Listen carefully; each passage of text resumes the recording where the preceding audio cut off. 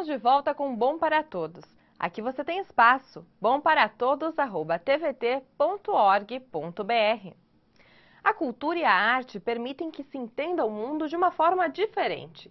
Abrem espaço para o respeito, a diversidade e para a compreensão entre os povos. Está aqui conosco Marcos Lemes. Olá, Marcos, muito obrigada pela sua presença. Eu que agradeço o convite. Marcos, o que é o Núcleo de Formação Cidadã da Universidade Metodista e como vocês atuam? Dentro do núcleo, a gente tem disciplinas que são divididas em algumas áreas, como as disciplinas que a gente chama de teóricas, que trabalham com filosofia, o pensamento humano, ética, cidadania, e outras disciplinas que são ligadas às artes. Tem teatro, música, dança, capoeira. E essas disciplinas estão inseridas em todos os cursos da universidade. Marcos, nós vemos em diversas sociedades o que a arte e a cultura elas podem fazer pela reintegração das pessoas. Eu queria saber, assim, aqui no Brasil, o que tem sido feito em relação a isso? A arte faz com que o ser humano consiga se olhar, se perceber dentro de uma sociedade, dentro de um espaço, e olhar e perceber o outro.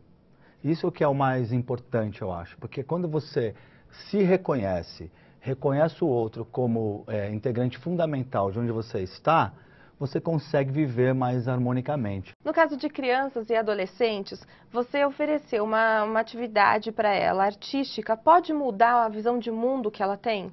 Faz com que ela entenda o mundo em que ela vive. Ela começa a questionar este mundo, a se questionar, a questionar o outro. Isso é muito importante, né? Porque quando você questiona, você está num processo de aprendizado muito intenso. Toda semana uma equipe da TVT vai ouvir o que as pessoas querem perguntar sobre o assunto do programa. Vamos ouvir agora a primeira pergunta para o Marcos. Um país que tem mais interesse por arte e cultura é um país mais desenvolvido?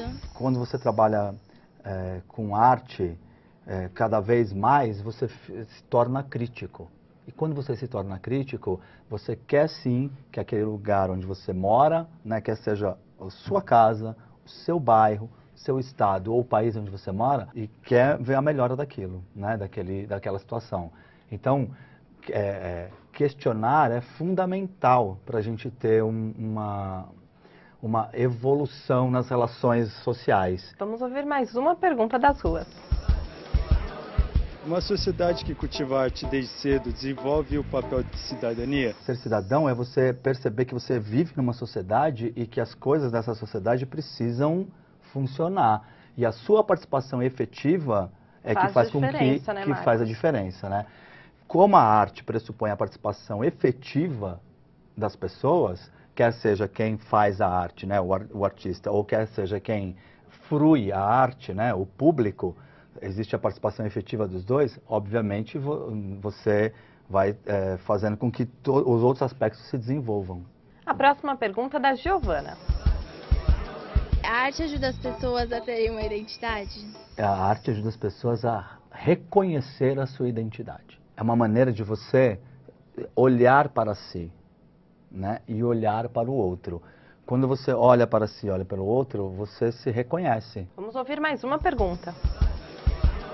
Bom, eu queria saber se tudo que a gente faz, assim, que a gente vê na TV, nos filmes, é tudo cultura? Então, a maneira como você se veste, o que a gente come, a maneira como você fala, né? Fala, falar até, né, o sotaque, as gírias, elas são aspectos da cultura, né? Então, quando você vê um filme que não seja brasileiro, por exemplo, você está observando a cultura de um outro país. É importante de pensar que cultura é uma ampla gama de ações que a gente produz e faz no dia a dia, e a arte é uma dessas ações. A Juliana agora tem uma dúvida.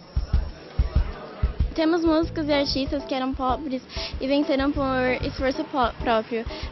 O governo não devia investir em pessoas com talento? Qualquer orçamento relacionado à cultura, em qualquer desses âmbitos que eu disse, o valor ainda é muito pequeno para as ações que poderiam ser promovidas, né? Então, a cultura é um direito de cidadão, a arte é um direito de cidadão, assim como a saúde, como o transporte. Ter acesso à cultura faz parte do direito de qualquer cidadão em qualquer lugar do mundo. O que a gente precisa entender é que temos que, inclusive, batalhar por isso, né? Marcos, através do Núcleo de Formação Cidadã, a universidade faz alguma coisa pela sociedade, pela comunidade que vive em torno dela? As ações do Núcleo são ações que envolvem a comunidade interna, ou seja, os alunos da própria universidade, né? E as ações externas. A gente sempre diz isso, né? Que a universidade derrube os seus muros, porque o acesso à educação, que faz parte da nossa cultura, deve ser para todos, né? Então, e essas ações de mão dupla são muito importantes, né? Quer seja para a comunidade acadêmica, quer seja para a comunidade externa, de construir junto uma sociedade melhor. Marcos, de que forma a comunidade participa dessas ações internas da universidade? São oferecidas, a partir do Núcleo de Formação Cidadã, algumas oficinas para a inclusão, por exemplo. Então, nós temos uma colega, a professora Rose Maria, que trabalha com deficientes. Então, ela atende grupos de cadeirantes, de cegos, e ela trabalha com dança com essas pessoas. E assim a gente vai tendo outras oficinas também, como de canto, né, que um professor amigo nosso também do núcleo faz uma atividade de canto, de coro com as pessoas. É aberto tanto para a comunidade interna quanto a externa. Vamos ouvir mais uma pergunta da população.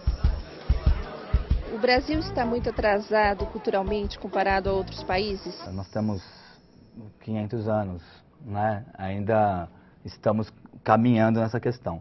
O que eu acho é que a gente precisa olhar mais para a nossa cultura, que é uma cultura híbrida, né, feita de várias contribuições, né, dos colonizadores que aqui vieram, e reconhecer mais a nossa cultura. Vamos ouvir mais uma pergunta da população.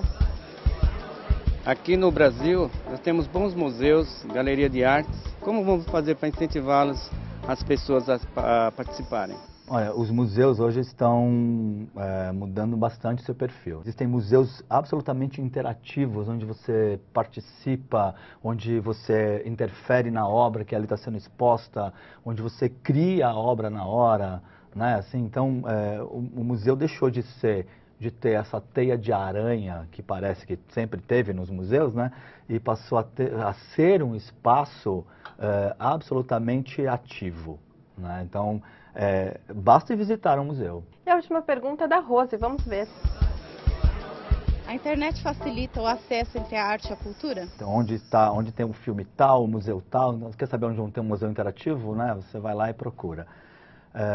Também se usa a internet como ferramenta de expressão artística. E tem muita gente fazendo isso, né? Tem muitas experiências interessantes, assim. Qualquer coisa que facilite o seu acesso à cultura, inclusive a internet, você deve consultar, sim, né?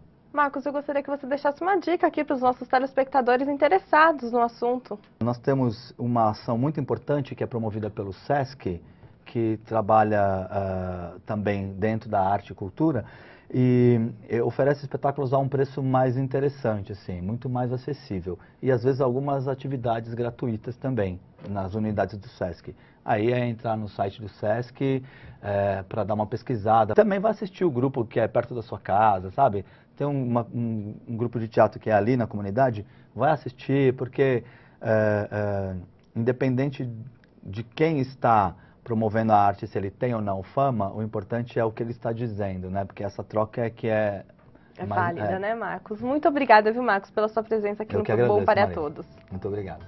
No próximo bloco, Mônica Martins do Nascimento. Ela é coordenadora do Programa de Formação Cultural da Secretaria de Cultura de Diadema. Voltamos já!